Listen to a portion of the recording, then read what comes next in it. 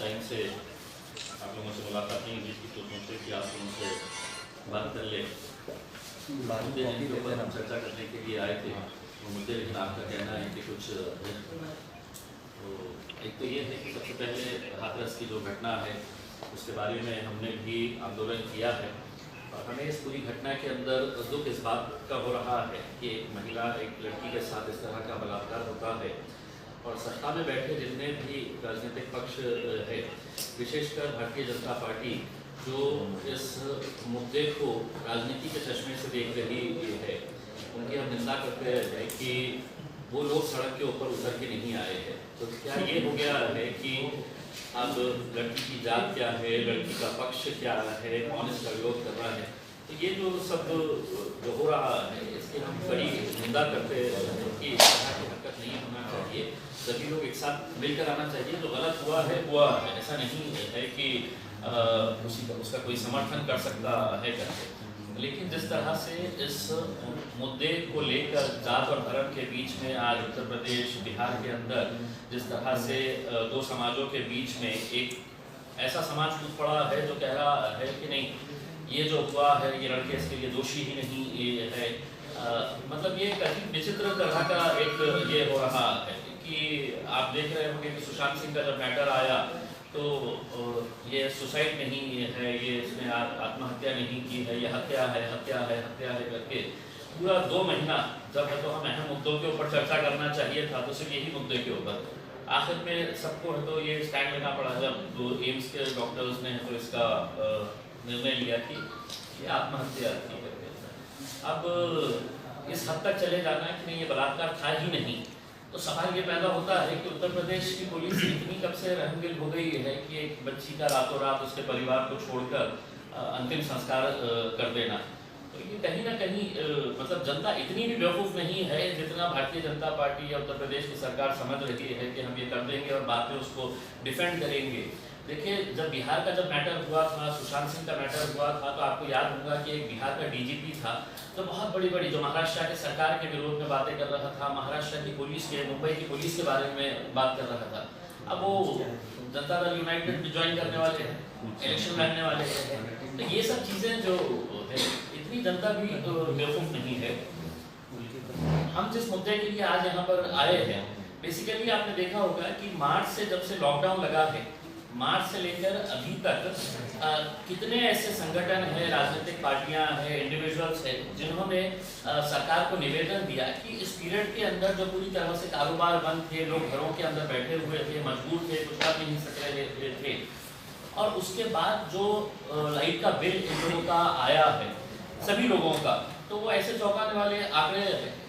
अब जब धंधे कारोबार पूरी तरह से बंद थे, कुछ चल नहीं रहा था, और अगर सरकार की अड़ के बैठी हुई है कि नहीं अब आपको सब पूरा बिल देना पड़ेगा, हमने अपने तौर के ऊपर, आपको याद होगा कि गफ्फार खादरी साहब जो हमें महाराष्ट्र के कार्याध्यक्ष हैं, उन्होंने हमने सब ने मिलकर तो 2 निवेदन दिए, एक जुलाई के महीने में दिया था और एक अगस्त के महीने के अंदर हमने ये दिया था कि इसके अंदर कहीं ना कहीं रियायत दी जाए ताकि लोग है तो इसको भर सके। ऐसा नहीं है, कोई नहीं बोल रहा है कि हम नहीं भरेंगे करके उसमें, लेकिन अब सरकार वो समय लेकर आ गई है कि जहाँ पर कुछ फैसला लेना पड़ेगा। इसीलिए हमने अब ये फैसला लिया है कि सरकार की तरफ से क्योंकि कोई फैसला नहीं आ रहा है, हम महाराष्ट्र की जनता से यही अनुरोध करना चाहेंगे कि आपका जितना भी बिल आया है उसका महज 50% आपने बिल भरना है, 50% के ऊपर आपने भरना नहीं है। और हम महाराष्ट्र की सरकार को 1 महीने का समय दे रहे हैं। आज 6 अक्टूबर है, 6 नवंबर तक महाराष्ट्र सरकार ने इसके ऊपर कुछ ना कुछ फैसला करना चाहिए। हम 50% भरेंगे, जिसका भी 10,000 आया है 5,000 भरो, 20,000 आया है 10,000 भरो, तो बाकी का जितना भी 50% का है उसके ताल्लुक से सरकार ने 1 महीने के अंदर कोई निर्णय लेना। अगर वो निर्णय नहीं लेती है तो मजबूरन हमको MSEDCL के खिलाफ एक नॉन कॉपरेशन मूवमेंट लॉन्च करके पूरे महाराष्ट्र की जनता को हम ये अनुरोध करेंगे, चाहे वो कारोबार करने वाले छोटा व्यापारी हो, रेसिडेंशियल वाले हो या बड़ा कारोबार करने वाले लोग हो, जब सबको ही नुकसान हुआ है तो वो नुकसान को देखते हुए 6 नवंबर तक अगर सरकार फैसला नहीं करती है तो महाराष्ट्र की अगर पूरी जनता ने अगर तय कर ली कि अब हम है तो इनका साथ नहीं देंगे करके, उसमें अगर हमने सबने अगर ये तय कर लिए है कि हम नवंबर के बाद से तो 1 रुपये का बिल नहीं भरेंगे, आप कितने लोगों का के ऊपर एक्शन लेंगे, काटने का ये करेंगे करके, ये जनता की मांग है, हम इसके ऊपर से हमने पूरा डिटेल हमने स्टडी किए है। देखिए, आपको ये बताना बहुत ज़रूरी है कि सरकार अगर चाहे तो क्या नहीं कर सकती है। सरकार अगर चाहे तो बहुत कुछ माफ़ कर सकती है, सरकार ने किया भी है बहुत सारे इसके ऊपर माफ़। हम ये चाह रहे हैं कि इसके ताल्लुक से भी एक उदाहरण के तौर के ऊपर मैं लोकसभा के अंदर एक इंडस्ट्री के ताल्लुक से मैं भाषण दे रहा था। देखिए, पिछले जब से मोदी सरकार आई है, इन्होंने किन किन लोगों के कर्जे माफ किए हैं और किन किन लोगों को पैसा लेकर ये बोला है कि तुम उड़ जाओ यहाँ से। जैसा ललित मोदी 125 करोड़ रुपये, 100 नहीं हाँ, ललित मोदी 125 करोड़ रुपये 2015 में भाग गया। कहाँ है? तभी माल्टा में है। बहुत अच्छा एक आइलैंड है माल्टा। 2015 यानी कि मोदी सरकार से। विजय माल्या 9000 करोड़ रुपये 2016 में हवाई जहाज में बैठे इंडिया को बाय बाय करने और अभी लंदन में है 9000 करोड़ रुपये। जतिन मेहता 7000 करोड़ रुपये 2016 में हवाई जहाज में बैठे और कैरिबियन आइलैंड, बहुत ही खूबसूरत जो आइलैंड है, वहां पे चले गए। ये आपको और मेरा पैसा लेके उड़े गए थे उसको। मेहुल चोकसी 14,357 करोड़ रुपीस, 14,357 करोड़ रुपये 2018 मोदी सरकार। 2018 में प्लेन में बैठे कैरिबियन चले गए। कैरिबियन बहुत ही खूबसूरत आइलैंड है। नीरव मोदी 22,000 करोड़ रुपये 2018 बैठे, अभी लंदन में है। तो ऐसे अगर कुल मिलाकर अगर देखें कि अभी बैंक ऑफ महाराष्ट्र के जो बैंक एम्प्लॉयज एसोसिएशन के जो सेक्रेटरी है ऑल इंडिया के देवीदास पुरकर साहब, उन्होंने हमको कुछ आंकड़े दिए थे कि कितने लाख करोड़ रुपया गवर्नमेंट ने ऐसे ही उनके करीब के जितने भी लोग हैं उन लोगों को माफ किए हैं या उन लोगों को कर्जा दिए हैं। ये दोबारा कर्जा, जैसा अडानी ग्रुप के ऊपर आपको कितना दिया है लोन पता है आपको? मतलब इसमें से हम कितने भी अगर बैठ के अगर वो आंकड़े को अगर लिखना चाहे तो 1.37 लाख करोड़।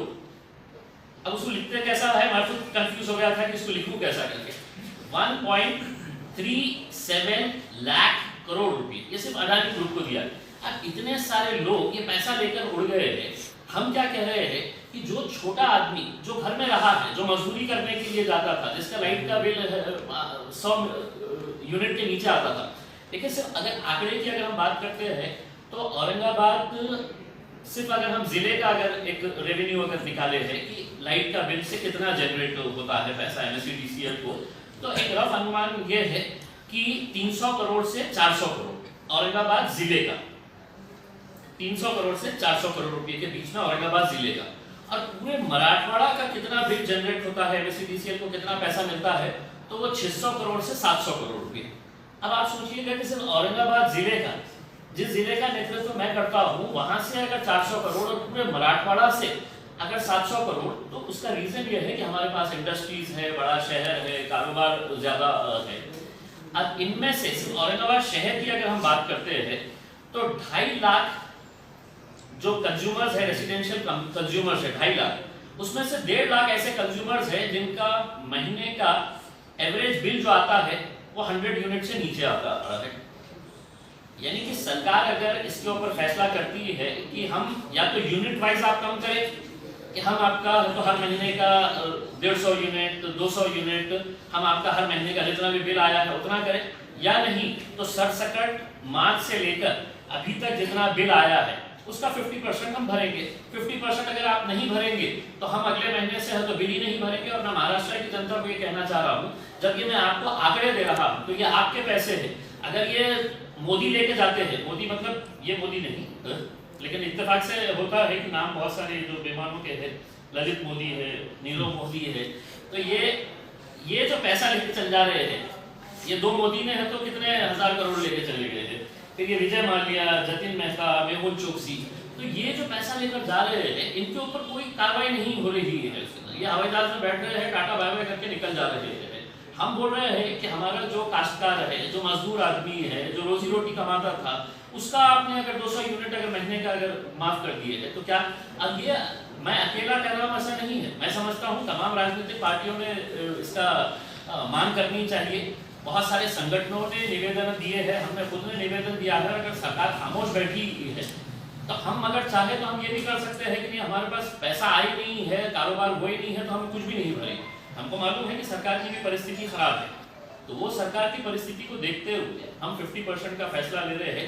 अगर सरकार चाहती है कि अगले महीने से इस बिल के अंदर कुछ रियायत मिलेगी जो हम मांग कर रहे हैं, तो ही आगे का बिल भरा जाएगा, वरना 6 नवंबर के बाद से हम जनता से अपील करेंगे कि किसी ने भी 1 रुपया पैसा भरना नहीं। पूरे महाराष्ट्र के अंदर अगर जनता कर लेती है तो ये मजबूरन, और ये हर एक के लिए, ऐसा नहीं है कि इसका फायदा कुछ लोगों को होगा करके। आज हर कोई इसकी वजह से परेशान है। मोदी साहब ने तो बोल दिए थे कि साहब नौकरियों पे से निकालो मत, उनकी सैलरी काटो मत, लेकिन हकीकत आप खुद जानते हैं कि कितने सारे लोगों को बेरोजगार किया गया है, कितने सारे लोगों की सैलरीज काट दी गई है। भाई जिसकी सैलरी 10,000 रुपये थी, आज उसको अगर 6,000 रुपये मिल रहे हैं, 7,000 रुपये मिल रहे हैं, तो वो कहाँ से ये सब चीजें करेगा। उसका एक फिक्स लाइफस्टाइल हुआ करती थी कि मेरा लाइट का बिल इतना आने वाला है, मैं इतना ये करूँगा। तो ये सब चीज़ों को देखते हुए हमारी सरकार से यही अनुरोध है कि सरकार इसके ऊपर जल्द से जल्द फैसला करे। और दूसरा ये है कि जितने भी महाराष्ट्र के अंदर धार्मिक स्थल है, चाहे वो मंदिर हो, मस्जिद हो, गुरुद्वारा हो, गिरजाघर हो, जैन लोगों की मंदिर हो या हमारा बुद्ध विहार हो, ये सबके 100% बिल माफ होने चाहिए। मतलब इसके अंदर कोई ये नहीं है आपने तो पूरे ये बंद करके रख डाले थे, आपने पूरे धार्मिक स्थल बंद करके रख डाले थे, आज भी बंद करके रखे हुए हैं। इनका शून्य बिल होना चाहिए, इनके ऊपर कोई भी 1 रुपये का बिल इनको देना नहीं चाहिए। धार्मिक स्थल जितने भी है पूरे महाराष्ट्र के अंदर, उसको आपने 0 बिलिंग करके करना चाहिए। वैसे भी आपको रेवेन्यू कहाँ से मिला है? धार्मिक स्थल तो आपने भी बंद कर दिए थे, अभी तक बंद ही है। आपने शराब की दुकान, तो पैसे भी आपका रेवेन्यू जो आया हुआ है तो उसको कंपनसेट कर दीजिए बस।